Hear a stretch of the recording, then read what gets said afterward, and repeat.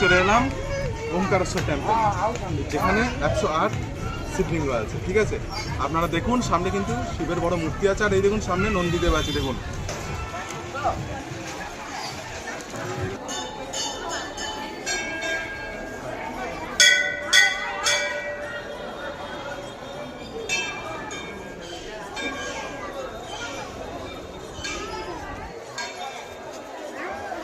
এই দেখুন যে রথের যে চাকা হয়, রথ হয়, সেই রথের চাকাটা কিন্তু ওমকারেশ্বর টেম্পলের মধ্যে কিন্তু একটা রাখা আছে।